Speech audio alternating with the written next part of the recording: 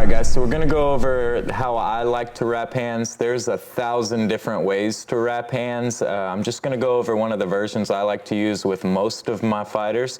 I will need a couple of tools before I get started. As far as wrapping the hand goes, I'm going to need one regular roll of gauze, one widened roll of gauze. I use a 1/2 inch tape, regular tape. I use a 1-inch tape, and I also use my finishing dressing. Other than that, all you're gonna need is a pair of nice scissors. I got these from Valley, I believe. Highly recommend these scissors for wrapping hands. As far as wrapping the hands go, like I said, there's a lot of ways I can do this. I'm gonna go over my favorite way. There are a couple things to pay attention to. Every commission's a little bit different, so you'll have to follow their rules. Always clear with the commission the supplies that I'm using before I get started, being as every state has different rules, and even the same commission, different people have different rules. The first thing I'm going to do is I'm going to give him a hand massage here. I'm doing a couple of things here. What I'm doing is I'm checking to make sure there's no injuries in the hand. I'm making sure everything feels like it's in place, and I'm also loosening up his hand. I'm going to talk with him frequently, making sure that everything feels good, there's no injuries, anything like that. So I'll just ask, hey, how's your hand feeling? Pretty good. Good. No injuries? None. Good. Nothing to worry about? Nothing to worry about. Any problem areas as far as areas that you're worried about when you're hitting? No. Perfect. So once the hand's nice and good, nice and loose, we'll go ahead and start making the pad. I use this thick gauze to make the pad, and all I'm doing here is I'm measuring how wide to make my knuckles. So I'm going to go across the knuckles here, the length of the knuckle. From here, I'm going to make the pad on the side. On an MMA glove, I typically go 15 to 20 wraps. On a kickboxing glove, I may go 20 to 25, and by wraps, I mean layers. And in a small MMA glove, I may only do 10, 15, something like that. So it depends on the size of pad you need for what sport you're doing, and it also depends on the fighter.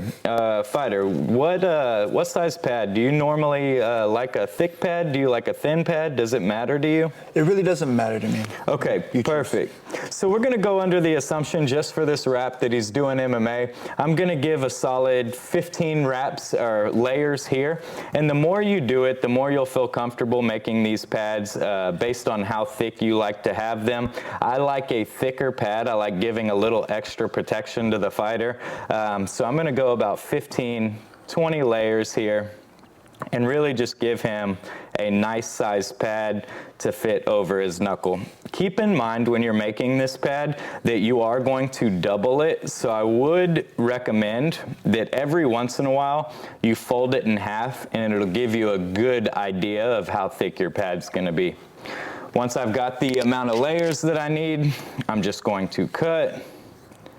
I'm going to cut the pad to size. From there, I'm going to put this pad to the side. We will come back and use it here shortly.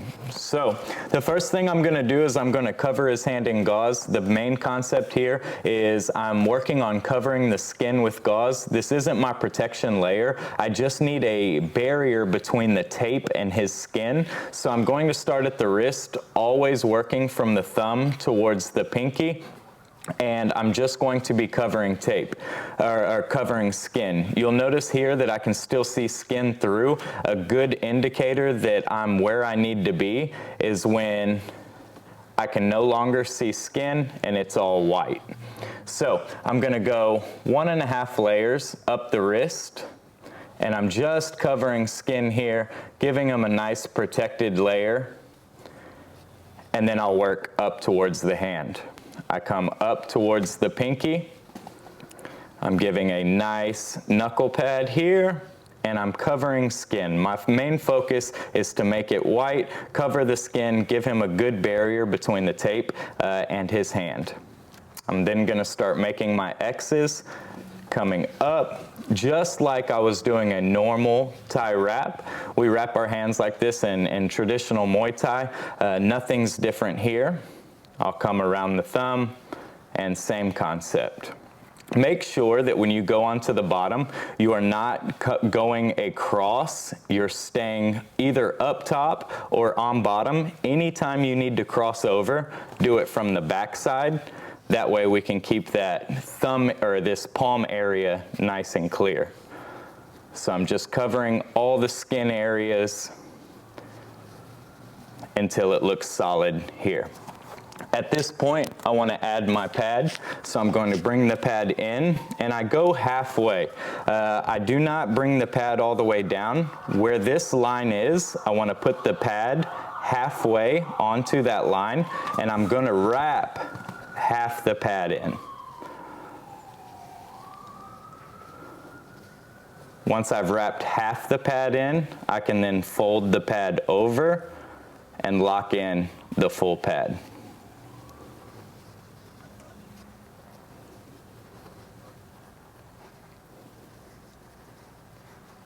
From here, I do give a pretty good little amount of pressure. I want to really make sure this pad gets secured. So I'm going to give a pretty good snug pull as far as locking this pad in and making sure everything is in place.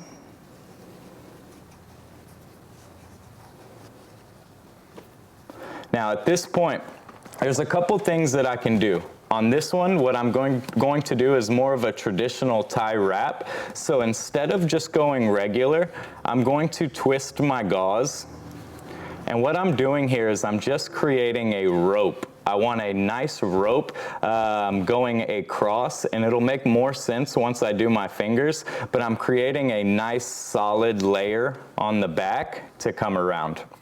So from here, once I've gotten the rope on the outside of this knuckle, I'm going to wrap around like normal, and I'm also going to give him a rope coming back up to the pinky. This is completely optional. You do not have to add these ropes. I like adding a little bit more protection up here. These ropes are a little bit stronger than this gauze, so I just like giving him this added little strength in the back.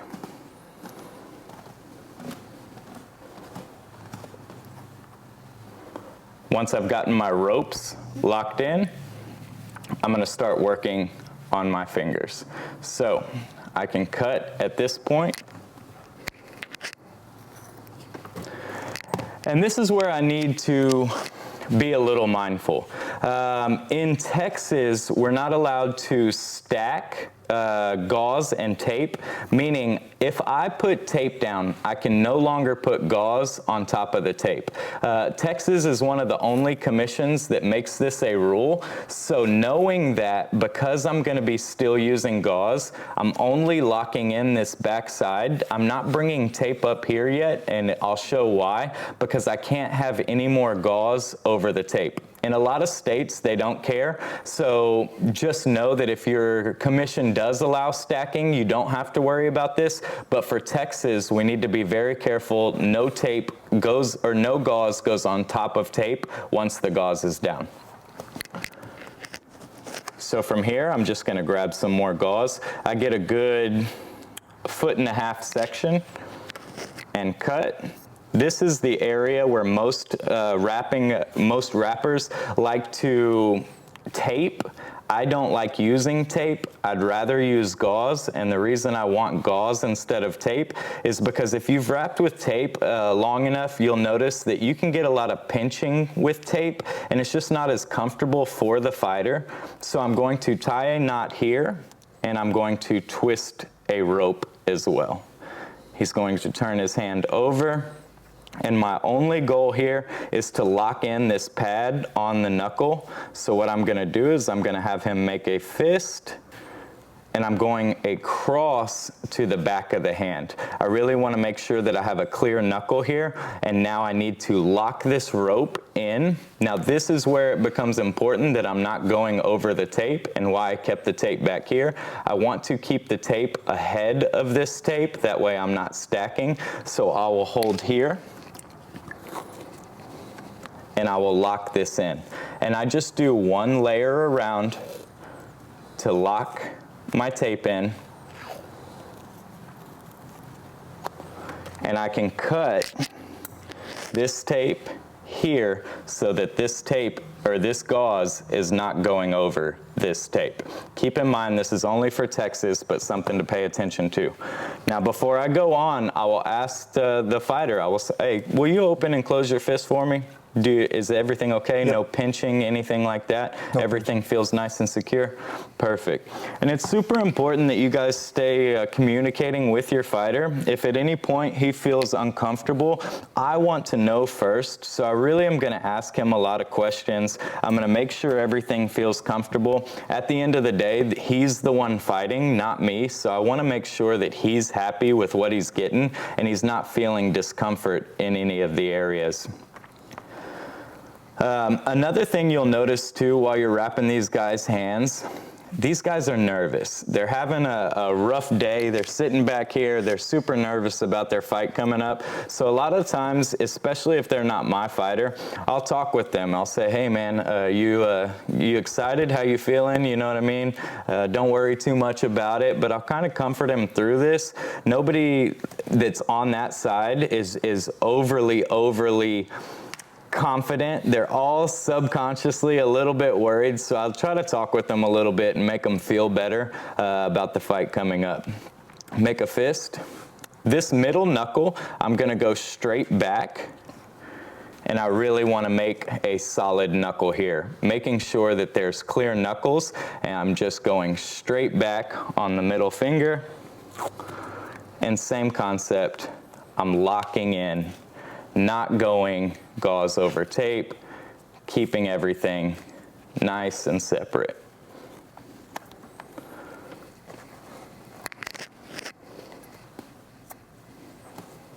Perfect. Make a fist a couple times. Everything's still comfortable? Yep. Perfect. So last one, I'm gonna go about 6 inches and cut. Now keep in mind, guys, the more you do this, the more comfortable you're gonna feel about it. I think too many times we worry about all these steps that I'm showing you, and there's really 1,000 ways to do this, and I'm gonna do it probably a little bit different every time I wrap. So by the time this video comes out, I'll probably have 2 or 3 things that I've added just through my experience and what I like to do. But I wouldn't be so picky about every little step. As long as you understand what we're doing and the concept here, you really do have a lot of creative control, and the commission doesn't really care as long as you're not putting tape over the knuckles, which we'll talk about in a second. So on this last rope here, all I'm gonna do, have him make a fist, and I'm coming across and back to the pinky side. So you'll notice the pinky comes in, the index goes out towards the pinky, and the middle finger comes up the middle. Same concept, just locking in this gauze, making sure everything is in place. Perfect. So all together, make a fist a couple times. How's it feeling? Everything's comfortable? Yep. You can fix and adjust and make pretty whatever you need here. This is just our rough layer. We've got the knuckles getting protected. You'll notice that this one's a little bit looser than I'd like. So how I would fix that is I would have him make a fist. I would pull back tight, and I would lock in where I want that held. And so that was a kind of a prime example of sometimes things don't go exactly the way you hope whenever you're putting these things on. As long as you understand where the issues are, you can fix anything at a later point. So I wouldn't over stress about anything. The main thing these ropes are doing is keeping this pad locked in. There's no support with the ropes. There's no, and maybe a hair of structure, but there's really not much going on with these ropes other than keeping this pad in place. So I wouldn't stress too much about it. Now my main goal here, where I need to focus on making sure he's protected, is these back metacarpals. I don't want to focus on wrapping the whole hand. The big problem area is gonna be back here. So all I'm gonna do is I'm gonna make a cast on the back of his hand. And I want it nice and strong back here. I'm bringing out horizontal strips all the way out. I'm not going around the hand. I'm just creating a nice solid cast back here. Now at this point where you want to be careful, the only thing the commission cares about is that our tape is not within a finger's length from the knuckle. So I'll measure out a finger's length and I'll make sure my tape doesn't go past that point.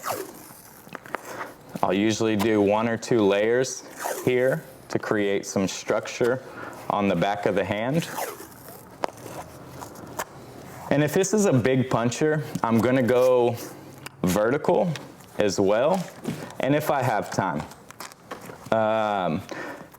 Depending on the night, how many fighters you have fighting, sometimes you have time to really take your time with these guys, and sometimes you have to go a little bit faster. To say that you wouldn't would let me know that you haven't been backstage too many times. Sometimes you get rushed. So if I do have time, I'm going to make sure that I'm going both horizontal and vertical. I'm making sure I create a weave. We're gonna get more strength and structure when we go both directions compared to just going one direction. And how I make sure that we get a nice cast back here is I'll just use my scissors to smooth everything out. One thing I like to do from this point is put an X. This X is just for me. It lets me know that I'm the one that wrapped them. It's kind of my good luck charm. As far as structure goes, I always just put X's on my hands, or my fighter's hands, after I know I've gone both directions. And now we've got a good cast built up back here. You can feel the strength in it. So now I just need to lock everything in. So same concept, I'm going from thumb to pinky. And I'm treating it just like I was treating the gauze. I'm gonna work my X's, you can keep it. But I'm really just locking everything in place. I don't have to make it look pretty yet. I'll lock my thumb in, because I can make everything look pretty with that final dressing that I'm gonna do. So all of this work that I'm doing here is structural. The last part that I'm gonna do is gonna be for looks. So once everything is locked in here, I can smooth it out, make sure everything looks good structurally. And now I've got my dressing options. So we've got a couple different options here. A lot of people like to use war tape or some decorative tape here, and I'm not opposed to it. I've kind of been getting into these colors lately. This is just a stretchy athletic tape. I always clear it with the commission, but they're usually cool when I use this. So I'm gonna go over just putting this war tape and how it would look, and then I'll, at the end, throw this on afterwards. Keep in mind, this last part is just for decoration. I just want it to look good, so all I'm gonna do is treat it the same. I come around the wrist.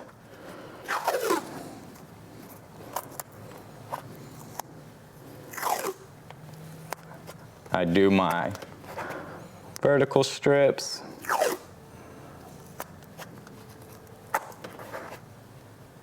Just making it look pretty. All I'm doing here is covering white tape.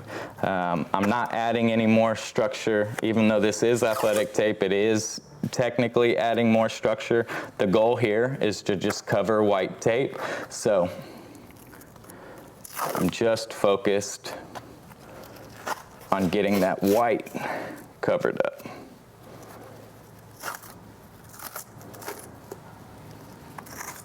The cool thing about this tape as well is anytime I want to be super OCD and say, hey, this line doesn't look pretty, I fix it. And now you have a nice, pretty wrap. Any commission would be happy to see this wrap. Everything looks nice, pretty. On the other side, if I wanted war tape down here, everything would be nice and pretty. I would trim this up, but before I do, I'm gonna show you the colored wrap that I like to do. Same concept here. All I wanna do, if I was using this colored wrap, I would not use this war tape, obviously. I would just use the colored wrap. But just to show you what it would look like when I typically do one of my guys, I'm going to just cover in a color. Oh, wide fingers. And I'm just making sure everything is colored nice and pretty, not going over those knuckles.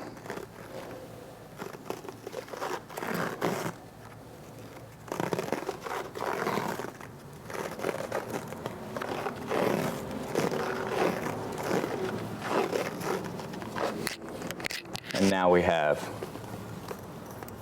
a nice pretty wrap here. The final part that I'm gonna do is I'll have him turn this hand over. I'll tuck in all the wrap under his palm. This gives him a nice grip to hold on to and doesn't get in the way of the glove. The only other thing I might need to do is a lot of the times when I'm wrapping, this becomes a little bit tight, so I'll come in and I'll just clear up any excess.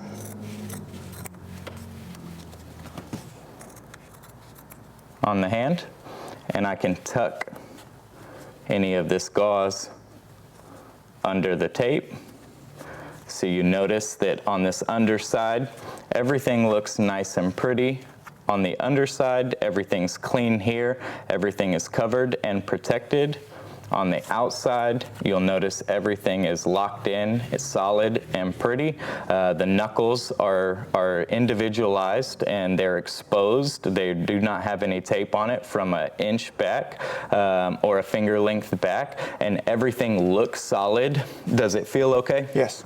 Perfect. Now what I'll do from here is I'll ask him to grab my hand, my wrist. I'm just saying, hey, how's your grip? Good. Everything feels good? Perfect. I'll then grab the wrist. I will hit. I will say, how's that feel?